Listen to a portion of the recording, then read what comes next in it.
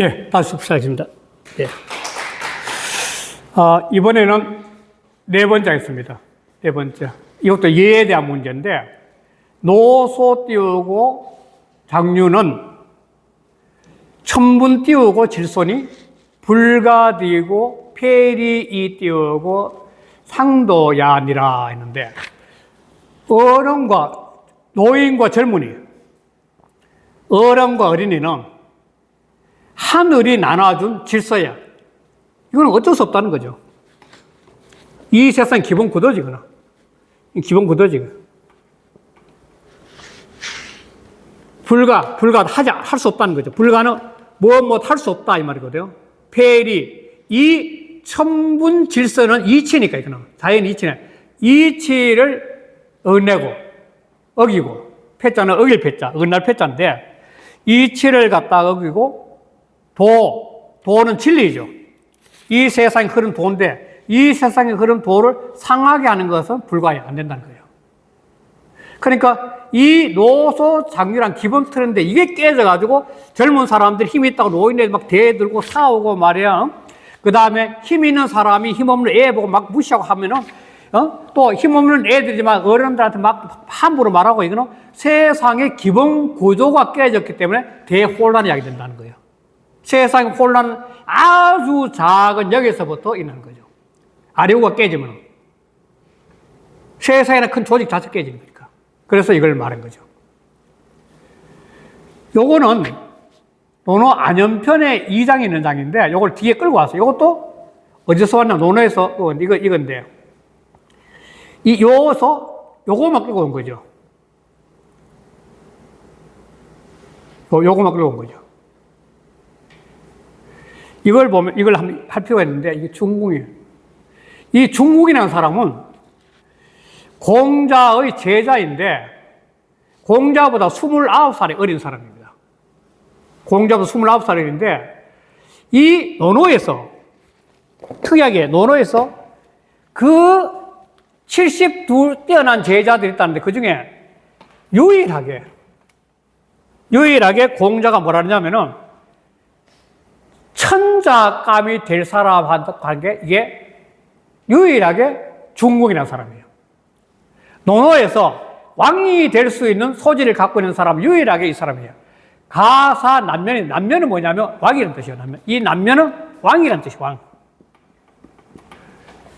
사람은 이게 소위 말해서 이 북악에서 안에 있다 왕이 있으면은 전부 다 왕은 남쪽을 바라보는 거고 신하는 전부 다 북을 바라보는 거죠.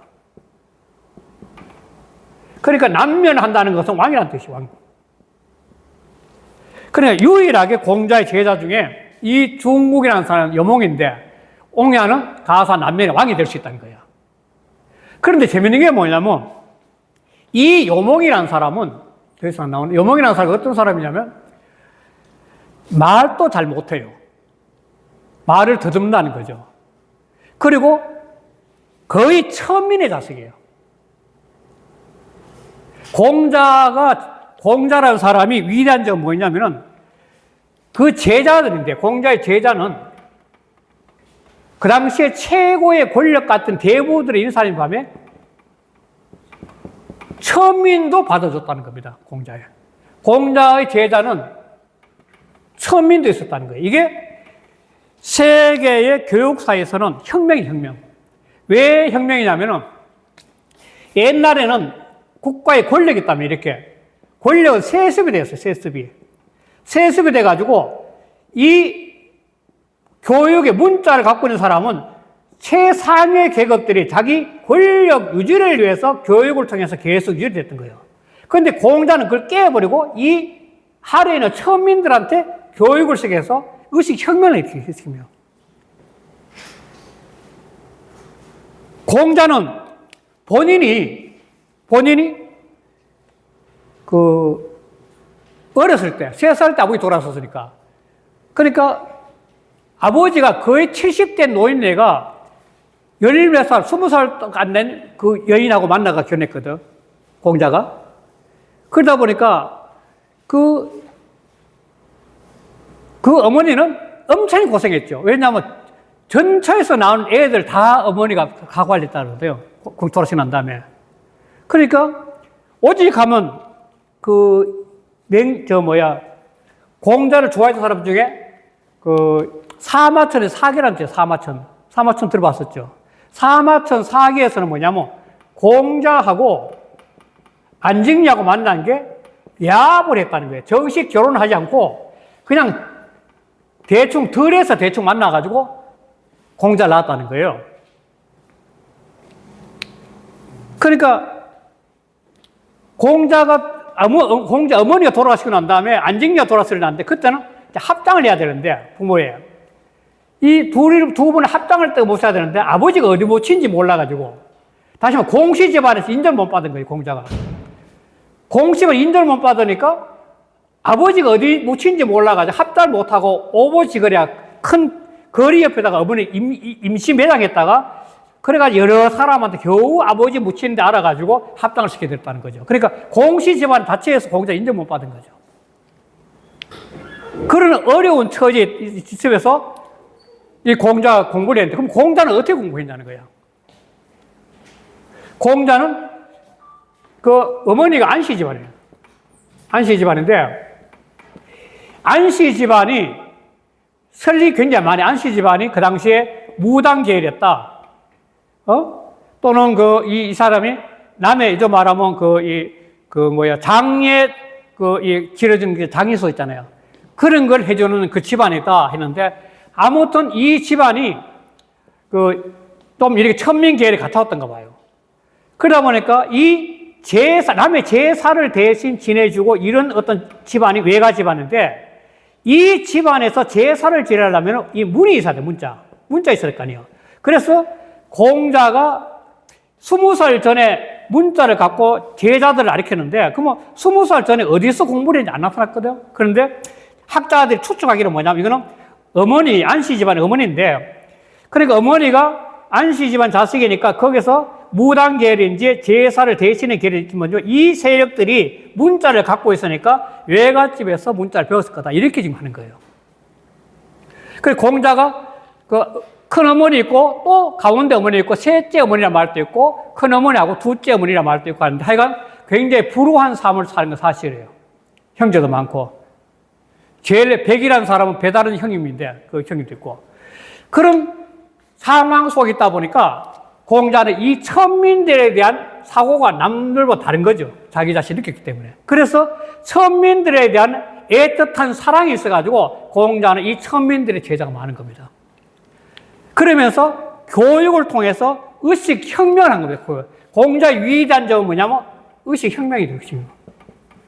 그러니까 이 천민들도 뛰어난 사람이 많을 테니까 이 공자 때 이 교육의 혁명을 통해서 이때부터 공자 이후로는 뭐냐면 이 관료체계의 계급이 달라지는 겁니다.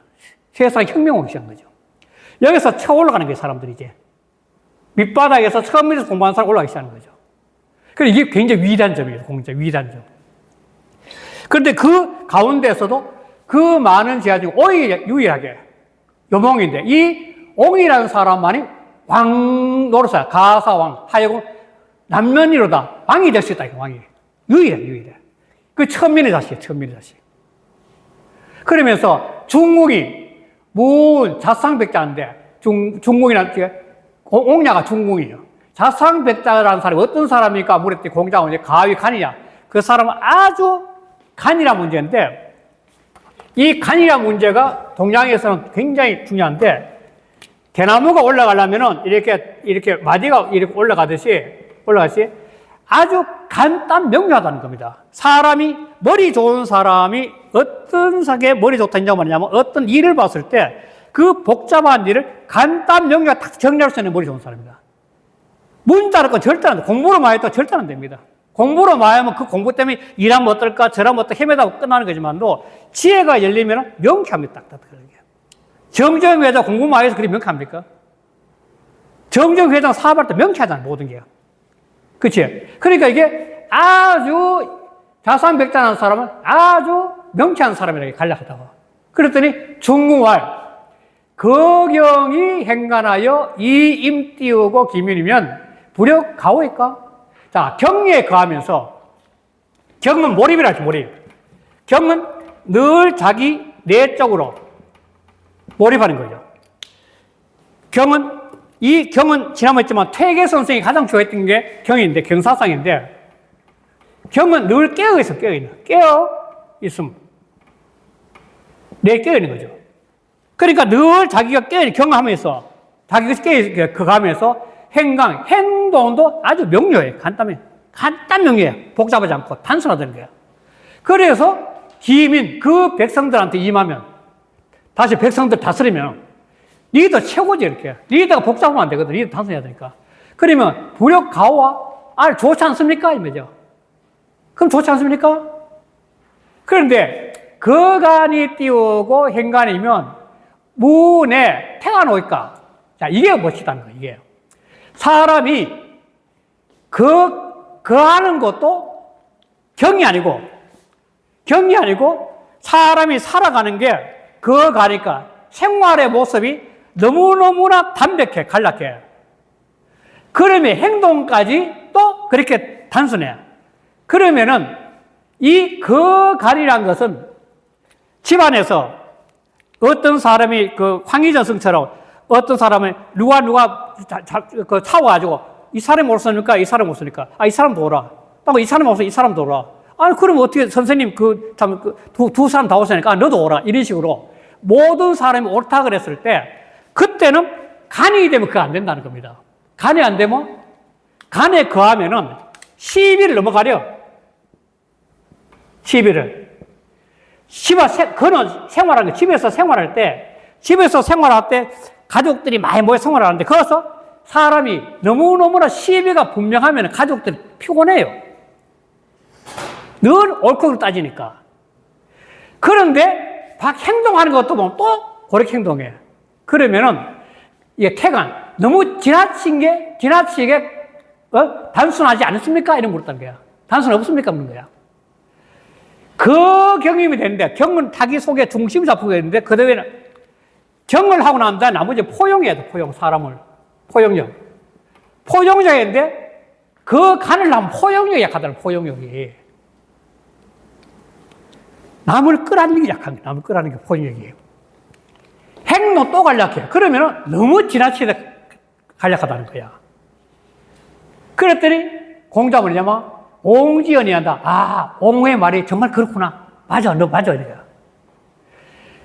경에 거하면서 포용력으로 어딘가를 걸 끌어안아줘야 되는데, 이 집에서 거할 때는 이 포용력인데, 그런데 너무 가나면 포용력이 없다는 겁니다.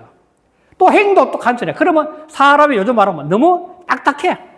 빈틈이 너무 없어. 그러면은 큰 리더가 못 된다는 겁니다. 큰 벼슬아치가 못 된다는 겁니다. 그 말하는 거예요. 재밌잖아요? 경은 포용력이 나오는데 간에서 포용이 없다는 거예요. 너무 사람이 너무 딱딱해. 너무 원리 원칙을 너무 지킨다는 거예요. 한마디로. 그러면 안 된다는 거예요. 자, 그런데 이 중궁이 또 앞에 인용했던 이 문장이 나오니까 어디서 나오면 여기서 나오거든. 중궁이 문인한데 인을 물어서 인이 뭡니까? 선생님, 사랑이라는 게 뭐예요? 이렇게 딱 물었던 거예요. 인을 물었더니 공자 뭐라 그랬냐? 말씀을. 자, 출문 띄우고 여견 띄우고 대변하며 대문 밖을 나가면은 큰 손님을 보는 듯이 사람들을 보라는 거야. 내 대문 밖에 나가면은 모든 만나는 사람들이 내 인생에서 가장 큰 손님처럼 맞아는 거야. 뭐냐? 겸손, 하심. 밖을 나가면 무조건 겸손하고 하심이 돼야 된다, 사람은. 대문 밖을 나가면 사람은 겸손하고 하심이 돼야 된다는 거예요. 잘 생각해. 그리고 사민 띄우고 여성 띄우고 대제라. 백성을 부릴 때는, 사람 부릴 때는 큰 제사를 받드는 것과 같이 해. 자, 제사를 받을 때는 오직 성과 경을 다하거든. 성과 정성을 다하거든. 온 정성을 다하는 거, 제사 때는.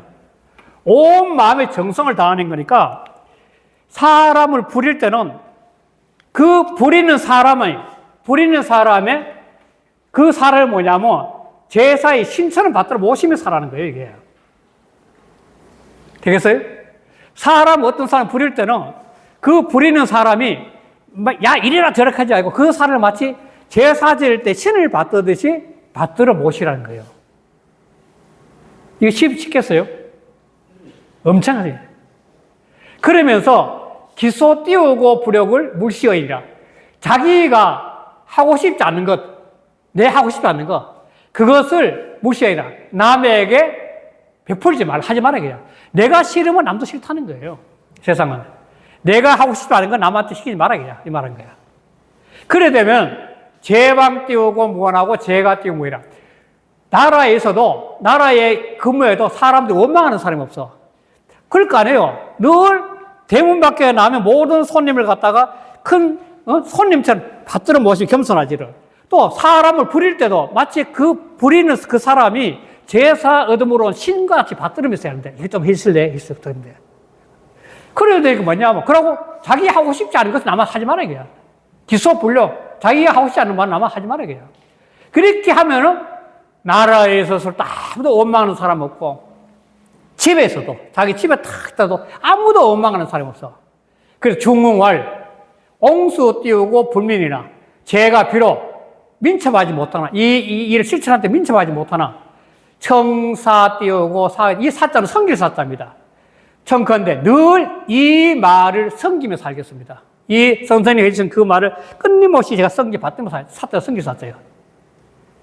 이 말을 이렇게 봤지만 출문 여견 대변하고 사민 여성 대제 기소 무력 물시어인 이걸 할 수 있는 사람 누구 하느냐? 엄청나게 글이 커야만 가능해져. 아무나 못해요. 공량이 큰 사람만이 저걸 할 수 있지. 그러니까 이 말을 보더라도 공자는 중궁을 엄청나게 큰 거라고 본 거죠. 이걸 소화시킬 수 있는 분야로 본 거죠. 거력이 적으면 이런 말은 넘쳐서 안 돼, 이렇게. 넘쳐버리죠. 거력이 크니까 이런 말을 담을 수 있는 거죠. 그 중궁은 대인이죠, 이거 보면. 그래서 거기서 끌고 온 저게 바로. 명심 요 거기죠. 출문에 문을 나가면 여견 띄우고 대비이라. 큰 손님을 보는 것 같아요. 내가 대문 밖에 나가서 모든 사람을 만났을 때 그 모든 사람은 마치 우리 집에 온 큰 손님을 받듯이 바쁘더라고요. 겸손하고 하심을 받더라고요. 모든 만난 사람. 그리고 입실. 내 집에 딱 들어오면은 여 띄우고 유인이야. 아무도 없는 자 집에 와서 마음대로 옷 홀렁 벗고 그냥 늘어지지 않고 누군가 집에 안에서 나를 보고 있다는 것처럼 그렇게 행동을 바르게 하라는 말이에요. 여유인은 사람이 집에 들어오면 그냥 옷 훌렁훌렁 벗고 다리 뻗고 할 텐데 그러지 말고 마치 옆에 사람이 보고 있는 것처럼 하라는 행동을. 집에 왔어도 늘 깨어있으라는 거죠. 이게 태계 선생 같은 경우 이게 굉장히 강했던 분입니다. 이 태계 선생 한 예를 들자면은 10살 이전에는 꼬매가 아버지 신부로 보는 거 갖고 와 있어요. 우리 아버지가 갖다 드렸다까지. 그러면은 태교생 받고 난 신발 신고 대문 밖까지 따라가 배웅해요. 그 제자들 그런 거죠. 아니, 선생님, 그 꼬매 신부로 하는데 무슨 그렇게 대문 밖까지 대문 합니까? 아니야. 저 신부로 오는 꼬마는 그렇지만 그 신부로 오는 그 분은 저분 아버지야. 그 아버지를 나는 배웅하는 거 똑같이 한다는 거야. 그게 태계 선생이에요. 기가 막힌 분이에요. 그러니까 주변의 태계 제자들이 그렇게 사람들이 끈끈하게 모였던 것이 바로 그 태계 인간미 때문에 오늘 또 경북일 때 가면 그 집안에 보면 태계 제자들이 제일 끈끈하잖아요. 끈끈한 건 태계에서 인품이 뛰어났던 거예요. 그게. 그래서 이게 이 중공이라는 사람은 정말 탁월한 사람입니다. 그래서 그 다음에 야교 띄우고 인 띄우고 중화인된 무가 띄우고 아 띄우고 중인이라. 자, 야교. 요자는 원할 요자입니다. 원할 것 같으면 같을 약자 원할 요자. 같으면 원할 같으면 뭐냐? 남들이 나를 중히 여기기를 원할 것 같으면 말이죠. 사람들이 남들이 나를 갖다가 아주 소중하게 받들기를 바라면 이 말이죠. 약요. 같은 약자 요구하려다 바라렸다니까. 남들이 나를 중하게 여기를 바랄 것 같으면 말이죠. 이 마냥약도 되지만 요것도 같죠. 그러면은 약자가 마냥약자가 되면서 같은 약자가 돼요. 이 약자는 똑같은 해석이 다 가능합니다. 만약 같은 약. 해석이 다 가능합니다. 만약에 같은 약자. 자, 남들이 나를 중하게 여길 것 같으면, 또 만약 남들이 나를 중하게 여기를 요구한다면, 바란다면, 무과아 중이라. 내가 남을 중히 여기는 것에 지나침이 없어. 그보다 더 좋은 게 없다는 거예요.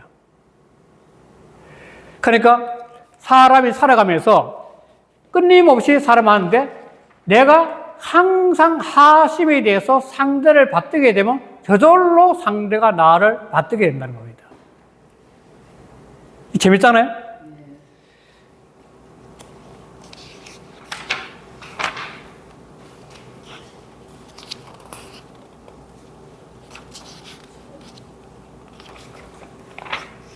다음, 그나구나.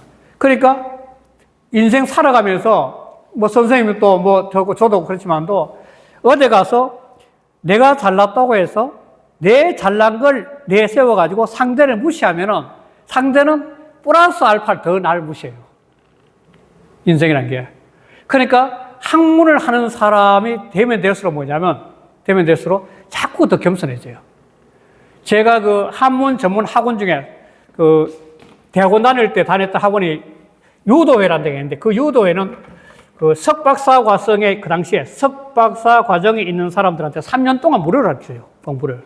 한문, 사서, 상계를 무료로 가르치는 건데 그 원장님이 그 동주 선생님 사위야. 아까 사위가 되고 그 인동장씨인데 그분이 왜 호가 지산이에요. 지산. 호가 지산이에요. 이 지산의 주역이 경계거든, 경계. 그러니까 땅 속에 산이 있으니까 속에는 땅과 같은 큰 웅지, 뜻이 있더라도 행동은 겸손하는 거죠, 겸손하는 거. 그런데 그 지산 선생님이, 장장 선생님이 굉장한 학자거든, 그분이. 인정받는 학자, 굉장한 학자인데 그분이 우리 그 학생들 공부하러 가면은 늘 겸손해요. 아무 겸손해도 공무원 학생들 주변에 있는 사람 전부 다, 아이고, 선생님께서 모시지. 그런데 그분은 늘 겸손한 거야. 호가 지산에 지어놓았어요. 엄청나요. 그러니까 사람이, 상대가 나를 갖다가, 저 사람 뛰어난 사람이야. 정말 훌륭한 사람이야. 하는 사람은 결국은 내가 그 사람을 존경해주고 다 받들어준 것밖에 없다는 거예요. 그러니까 학문하면서, 공부하면서 내가 잘났다 크는 사람은 또 자기 수양이 덜 됐다 보는 게 동양사상이에요. 지산 경계처럼 이제. 특히 노당 사상이 아주 강하지게. 노당 사상. 그 다음에 자 띄우고 불은 띄우고 자지 들어가며 자 띄우고 불담 띄우고 부지거라. 이거는 말인데 아버지는 자식의 덕을 말하면 안 돼. 자식의 덕을. 즉, 자식 자랑하지 말은 거죠. 요즘 말은 자식 자랑하지 말은 거예요. 저절로 남들이 알아가지고 인정을 하길 바라는 겁니다. 실없이 자식 자랑을 많이 하다 보면 그게 어느 순간에 그게 시익이 집단돼가지고 나쁜 말이 돌아요. 자식 이렇게 된 거예요. 그냥 가만히 냅둬도 낭중지추란 말 있잖아요. 주머니 속에 있는 그 송곳처럼 그 사기에 나온 이야기인데 주머니 속에 송곳을 넣어놓으면 쇠고리처럼 저절로 다 삐져나와, 송곳이. 그런 것처럼 뛰어난 사람은 감추려고 해도 송곳처럼 다 나온다는 거예요, 쇠고리처럼. 주머니 속에서. 그게 낭중지추라 유명한 이야기입니다. 그렇더니 자식이 훌륭하면 남도 저절로 알아. 아버지가 막 입 벌리고 자랑하면 안 된다는 거예요. 시골 같은 데는 이게 좀 심한데, 만약 경우 그 행정고시가 되나, 사법고시가 되나, 특별히 되면은 막 자랑하고 다니는 건데, 가만 놔둬도 빛난다는 거예요, 가만 놔둬도. 또, 자식은, 이것도 말하지 말이야. 자식은 말하지 말라. 부지과 아버지 허물을. 인간은 100% 완벽한 사람 아무도 없습니다. 사람은 100% 완벽한 사람이 존재하지 못해요. 쉽게 해서 불교로 말하면 100% 완벽한 사람은 윤회를 안 해요. 기독교로 말하면 원죄가 하나도 없기 때문에 천당에서 안 내려와요. 기독교는 원죄를 하는데 원죄. 이 사람이 누구나가 원죄가 있다는 거예요. 원죄가 있다는 것은 이 세상에 태어나는 순간에 그 원죄를 갖기 위해서 태어나는 거예요. 원죄가 하나도 없는 사람은 뭐냐면 이 천당에 가서 안 내려올 거 아니에요. 그래서 사람은 이 세상에 태어나는 그 순간에 동서양이 공이 바라보는 거 뭐냐? 100% 완벽하지 못하다는 겁니다. 그런데 자식은 아버지하고 어떤 관계냐? 내가 이 세상에 태어나게 해준 근원이거든, 근원. 그 근원에 대해서는 무조건 받들어야 된다는 겁니다, 이제. 그걸 갖다가 이렇게 하지 말고. 그러면은 바로 부모 자식 간의 예가 이루어진다고 하는 거죠. 이것이야말로. 이 끝나는데 오늘 뭐 여기까지 하면서 여기 공부는 끝나겠습니다. 끝내고 그 다음 강의부터는 집에서 하면서 계속 유튜브는 올리겠습니다. 올리면 시간 날 때 해서 봐주시고 한 1년 동안 감사하고 고맙습니다. 덕분에 잘 지냈습니다. 정말 감사합니다. 끝내겠습니다. 네, 감사합니다. 네.